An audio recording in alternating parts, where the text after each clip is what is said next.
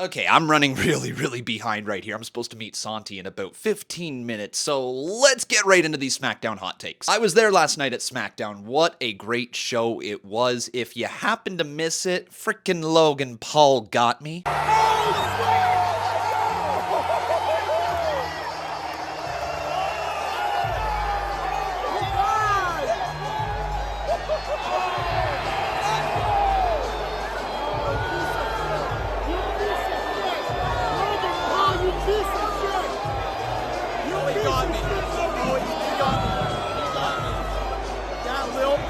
That freaking guy. But welcome to Hot Takes, the show where I ask you over on Twitter to submit any hot takes, bold opinions, thoughts, concerns, or whatever else you may have on the show, and then I get right to them here on this thing. We break them down, roast them, critique them, all that stuff. It's a great time. So if you'd like to submit your hot takes in the future, be sure to follow me over on X at Conman167. But now, let's get right into them. Liv and Drew should win the Chamber. They have the best storylines. The Liv Morgan one, I'm not so certain on just because she became the women's tag team champion, but let's talk about Drew McIntyre. Drew McIntyre could potentially win the Elimination Chamber tonight, and that could change the entire landscape of WWE. Like, if it ends up being Cody Rhodes versus Drew McIntyre at WrestleMania, all of a sudden the questions of, is The Rock going to pick Cody Rhodes to be his corporate champion, or if Cody turns him down, does Drew McIntyre get that opportunity? I know a long time ago, Drew McIntyre was gifted something by somebody in WWE, and I don't know if that's The Rock. It might have been his sword. It might have been Vince McMahon that gave him his sword for all I know. But there's certainly some connections there that could be made with The Rock. And Drew McIntyre, after being a guy who busted his ass in 2024, if he got that opportunity in 2025, I don't think a single person out there would say it's unjustified. He's crazy good in the ring, incredible on the microphone, one of the most believable characters, whether he's in the ring or out of it. I see no reason why Drew McIntyre couldn't win the Elimination Chamber at this point. Granted, I think there's a bigger story there with CM Punk, maybe even with John Cena. We'll get more into that in just a little bit, but yeah, Drew McIntyre would be a great choice. Cody's not turning heel. Cody's acting feels more like, how am I going to get out of this? Not, maybe I should join him. He knows not to trust the final boss, but he also knows that an angry Rock can be just as dangerous. Okay, fair point. You wouldn't want to piss off your boss. I don't think anybody would want to literally upset the person that is in charge of their entire career. So yeah, you know what? Cody Rhodes has to be thinking about it. Not the consequences of actually taking Rock's offer and turning his back essentially on the fans. There's negatives on both sides. Now, if Cody Rhodes sticks with the fans, okay, cool. You got babyface Cody. You got your fans around the world. But you're not going to get all those opportunities, and Rock is going to make your life a living hell. And what if, I think it was CM Punk or somebody else on SmackDown last night. I was there at the arena. I can't quite remember. I haven't watched the show back. But somebody said something along the lines of, like, if you don't take it, maybe that offer will be given to somebody else. It might have been Drew McIntyre. But there's levels to this game that Rock is playing right now, and at any given point, Rock can snap on Cody. And just like the little threats of The Rock having Dusty Rhodes' funeral, was it his funeral the day he passed away? Something like that. Right on the belt that he had. Oh my God. Like, just in the arena, I'm just remembering it, seeing that going, well, my astigmatism wasn't letting me see it properly, and I didn't have my glasses on because we were way back up there. But I was squinting at the screen, and I'm like, I think that's that date. What does 2015 say? And then Santi looks at me and he says, I thought that was the day that Stardust was created. That would have been wild. But Cody's got a decision to make, man. He's got a really tough one, and there is so many different avenues this story can go. But if Drew McIntyre won the Elimination Chamber and went on to face Cody Rhodes at WrestleMania, and he was The Rock's corporate champion, geez, man, like, that's a big story. Also, the idea of CM Punk maybe selling out and joining The Rock would be a crazy cool story as well. I think there was a photo of CM Punk and The Rock recently as well. And the fact that Punk doesn't like Dwayne, and he's made that perfectly clear on TV, could be a bigger story at play. Maybe CM Punk has always wanted his WrestleMania main event, and he sells out to get it. You never know. This was one of the best SmackDowns in a while. It had what was missing for a while, which was stars like Seth, Punk, and Sami. Dude, it felt so good. Oh man, SmackDown was a joy to watch. Granted, I still think the 3 hours are a little too long, and I know I was somebody saying it would be fun for 3 hours. More wrestling's not a bad thing, but Seeing how Monday Night Raw works, the 2.5 hours is perfect. We're going back to 2 hours in June, I believe it is. I'm looking forward to that return. Because even just in the arena, it felt like at times the show, even though it was very good, dragged. And it's not a comment on the actual talent in the ring. It's not a comment on the show itself. It's just 3 hours is a long time to sit there in an arena, especially when you're getting to the show. You've been around all day, walking around all that. I'm not trying to complain. It was a fun time. But that extra hour does add another bit of time.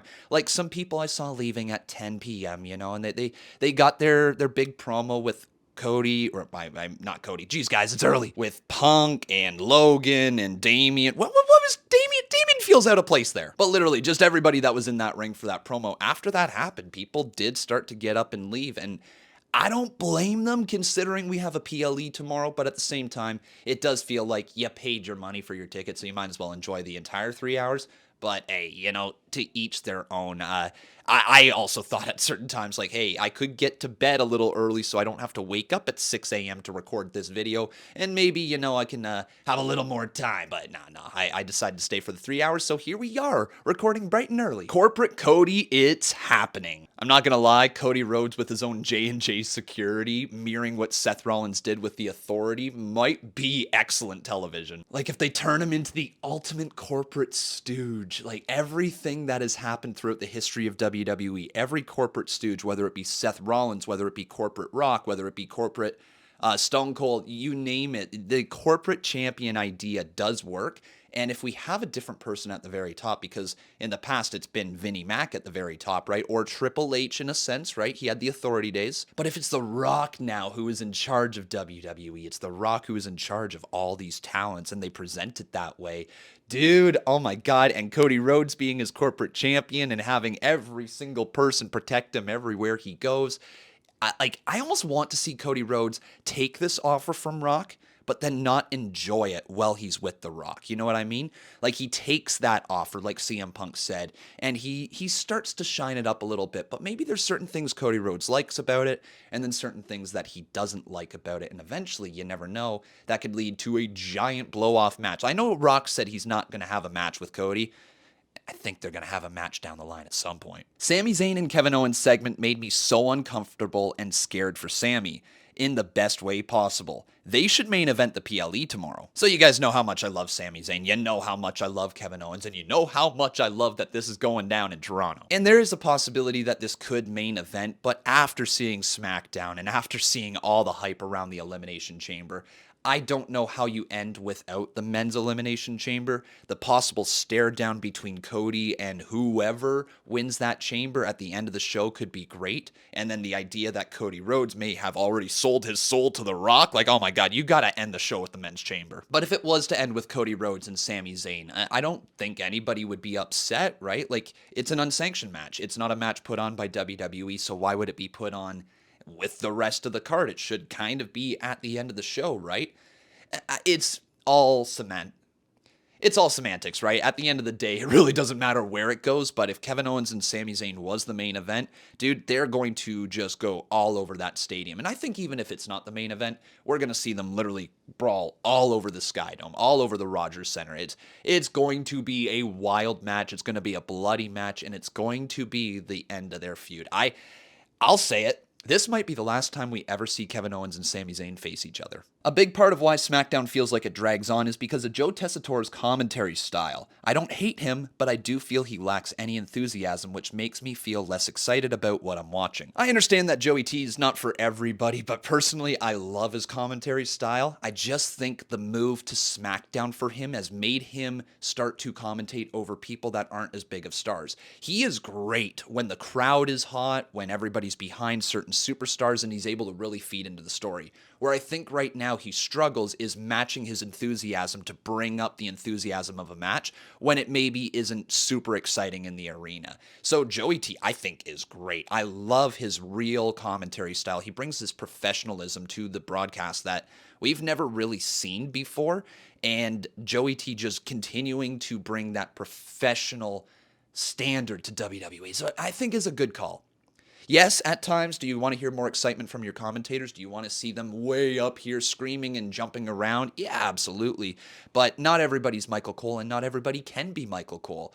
WWE's tried for a long time to replicate Cole, and it hasn't ever worked because there's only one Michael Cole, and now there's only one Pat McAfee. There's only one Corey Graves. You know what I mean? You got to have your own style, your own personality when you go behind that booth. And I think Joey T is doing a great job.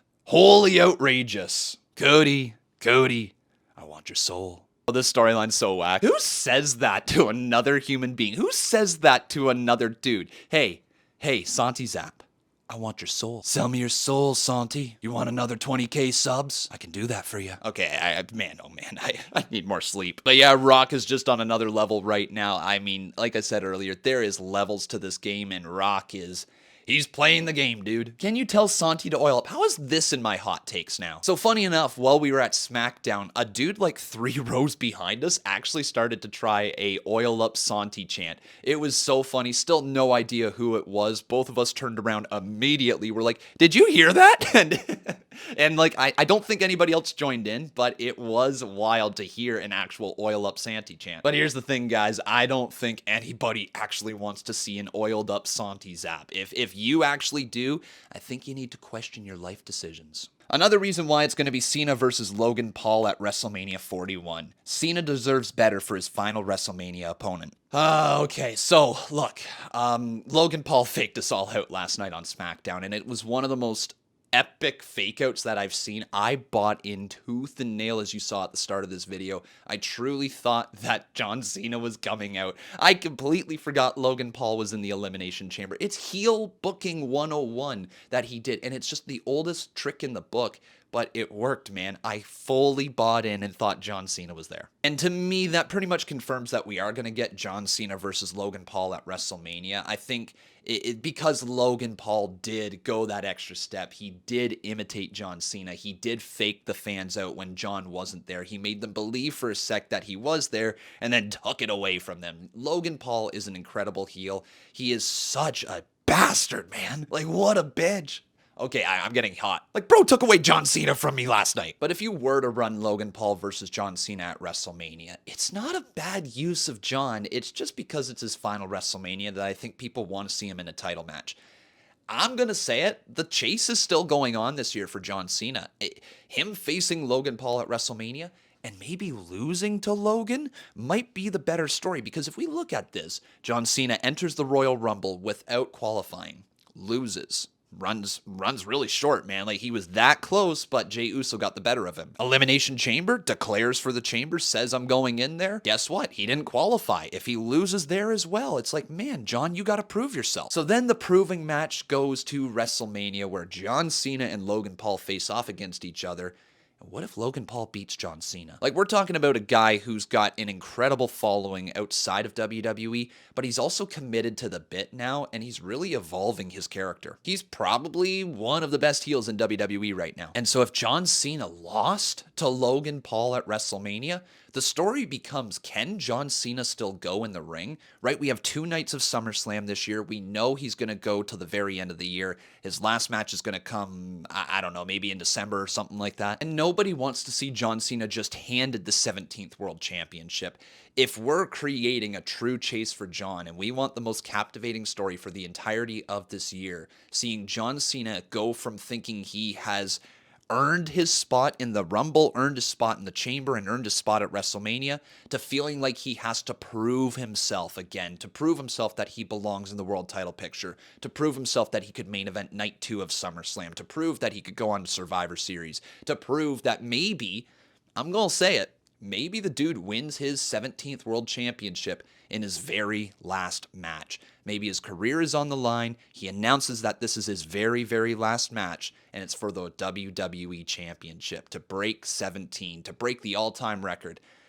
I don't know. That's big money right there. One of Dom's newest member of the Judgment Day, Roxanne Perez? All right. I mean, Roxanne was not bad looking next to Raquel and Liv, but I think Roxanne has so much more to offer on her own. It would be a cool way to introduce her, and we are talking about new members of the Judgment Day, so it's not outlandish to say that she could potentially be the newest member. It's not the most exciting picks. I think that Roxanne feels like she's a star on her own, right? She was the runner-up in the Royal Rumble. She's going to have a great showing in the Elimination Chamber. Probably have a big match at WrestleMania as well. She pinned Bayley last night on SmackDown. So there's a lot in Roxanne Perez's future. Her being part of the Judgment Day could work, but I'm going to go ahead and say probably not the right call for her. Whew, that's it. All right, we got through the hot takes. I got to get going to Elimination Chamber. If you happen to see me there today, be sure to say hello. I'm making content, so if you see a camera in my hand and you want to answer some questions, be sure to come on up and say, yeah, tell me what you got, Con. But that's it, everybody. Thank you for watching. Make sure you leave a like on this video. Make sure you subscribe to the channel. Turn on those notifications, and we'll see you tomorrow.